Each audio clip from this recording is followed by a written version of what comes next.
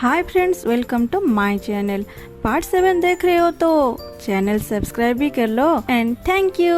Part 7 के starting में जब सैन घर पहुंची, उसने देखा कि लैनली और बोयन पॉट और टाइल्स तोड़ रहे हैं। सैन हड़बड़ाते हुए पूछता है, तुम दोनों ये क्या कर रहे हो? ये सुन के लैनली बोलता है, मैडम चूहे ने बोला कि अगर हम इस टूटे हुए पॉट और टाइल के टुकड़े को वॉल के ऊपर लगाएंगे ना, तो हमारे वॉल पे चढ़ के कोई अंदर नहीं आ पाएगा और आएगा तो वो जख्मी हो जाएगा। सैन ये सुन के बहुत खुश हो जाती है और बोयन को बोलती है, थैंक्स, तुमने मेरे ये प्रॉब्लम भी सॉल्व कर दिया। तभी पापा जी की एंट्री होता है।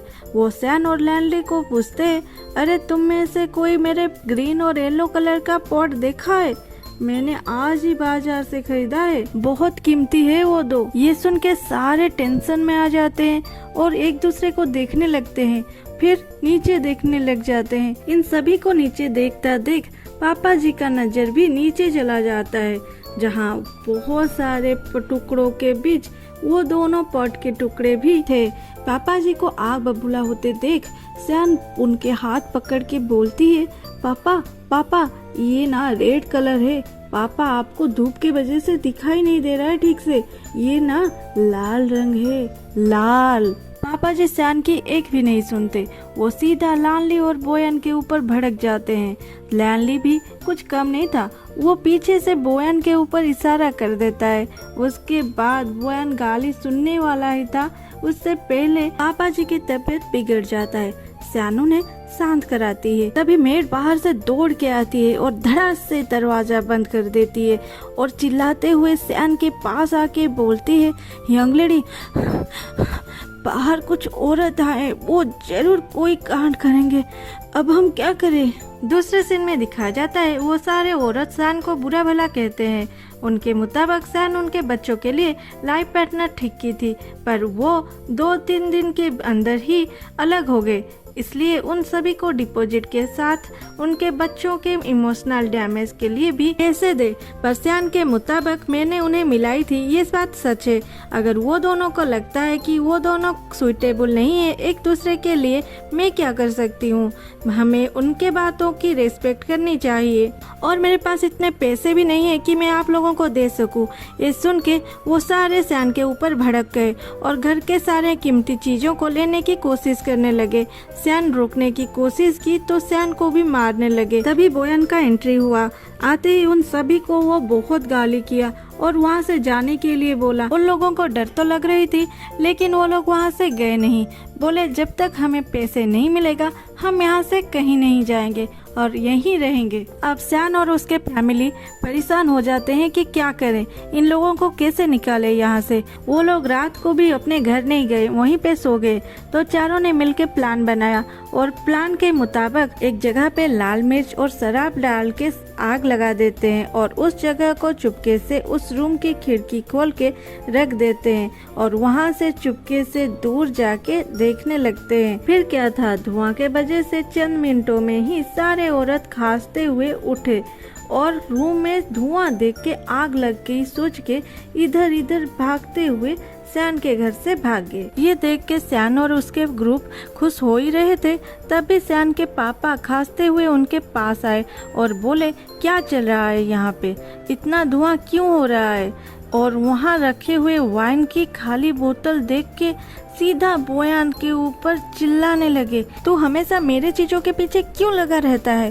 तेरे अलावा यहाँ पे है कौन जो मेरे चीजों में हाथ लगाए? और बोयन को मारने के लिए जा ही रहे थे, तभी सभी ने मिलके पापा जी को शांत किया और उन्हें रूम के अंदर ले गए। उसके बाद सैन बोयन को बोली, कुछ दिनों के लिए तुम पापा के सामने मत आना, बस एक बार पापा शांत हो जाए उसके बाद तुम्हें कुछ नहीं कर बोलेंगे। ये सुन के बोयन पूछता है, जब भी मैं कुछ तोड़ देता हूँ तुम उस बात पे मुझे बहुत सुनाते हो और यहाँ तक कि मुझे पैसे देने के लिए भी बोलते हो, फिर आज क्या हुआ? आज तुम लोग मुझे 2-2 बार बचाए हो। सैन मुस्कुराते हुए बोलती है, वो पॉट तोड़ना हो या वाइन डाल के आग लगाना हो, तुम वो सब अपने लिए नहीं किए, हमारे लिए और हमारी एजेंसी के लिए किए। और वैसे भी तुम तो हमारी फैमिली मेंबर हो ना। बोयन बोलता है, फैमिली?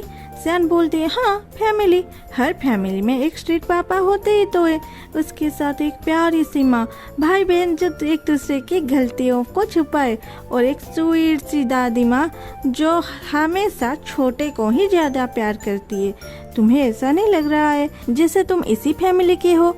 ये सुन के बोयान मन ही मन बहुत खुश होता है। सुबह सुबह सैन और मेड जब बाहर जाने के लिए निकल रहे थे तभी उन्हें पता चलती है कि वो औरत तो दरवाजे के बाहर ही बैठे हैं। तभी लैंडली आके बोलता है मैडम मैडम मैंने पता लगाया है, ये सारे औरत झूठ बोल रहे हैं, उनके लड़के और लड़की तो शादी करना ही नहीं चाहते थे और वो डिप्रेशन में नहीं है, वो सारे तो घूमने चले गए हैं अपने दोस्तों के साथ, शायद उन्हें कोई पैसे दिए हैं जो इसीलिए हमें परेशान करने आए हैं। ये सुन के सैन गुस्से से लाल पीला हो जाती है और क्या करेगा वो सोचने लग जाती है। तभी वहाँ यून आता है, वो सारे औरत उसे देख के डर जाते हैं। यून बोलता है तुम लोग किसी के घर को ऐसे कैसे ब्लॉक कर सकते हो, ये गुनाह है। तो वो लोग बोलते हैं सर आप नहीं जानते, ये लोग चीटर है, हम उनको सबक सिखाने के लिए आए हैं। यून बोलता है तुम्हें प्रॉब्लम है तो जाके मैजिस्ट्रेट के पास कंप्लेन करो, तुम यहाँ ऐसे इन लोगों को परेशान करोगे तो तुम लोगों को लॉ के हिसाब से मार खाना पड़ेगा। ये सुनते ही सारे यून के पैरों में गिर के माफी मांगते हैं, फिर वहाँ से चले जाते हैं। सैन की मेड दरवाजे के कोने से ये सब देख रही थी। वो जाके सैन को बोलती है मैडम सारे औरत चले गए, कोई उन्हें धमका के यहाँ से भगा दिया। ये सुन के सैन बाहर जाती है और बाहर यून को देख के पूछती है सर आप यहाँ क्या कर रहे हो? यून बोलता है हमारी टफ मैच मेकर परेशानी में है और हम चुप बैठे, इसलिए मैंने प्लानिंग की है, आज से मैं यही तुम्हारे घर में रह के काम करूँगा। सैन बोलती है सर आप मजाक कर रहे हो ना, इसे मजाक मत कीजिए। यून बोलता है अरे मैं तो सीरियस हूँ, देखो कितने सारे सामान लेके आया हूँ, आज से मैं यहीं रहूँगा, गार्ड्स अंदर मेरे सामान रखो। सैन कुछ बोल भी नहीं पाती, काश यहाँ बोयान होता ये सोच रहा था। यून घर के अंदर आता है, अंदर आते ही सैन बोयान को सारे बात बोलती है और बोलती है प्लीज उसे कुछ मत बोलना, नहीं तो हमें आगे जाके परेशानी उठानी होगी। बोयान तो पहले नहीं मानता, फिर बोलता है एक ही शर्त में, अगर तुम मेरे लिए 3 नए ड्रेस खरीदोगे। सैन मान जाती है और बोलती है कुछ हेल्प करो ना, कुछ ऐसा प्लान बनाओ जिससे ये यून वाला बंदर यहाँ से चला जाए। आगे क्या क्या खिचड़ी पकेगी देखते हैं अगले एपिसोड में, तब तक के लिए बाय बाय।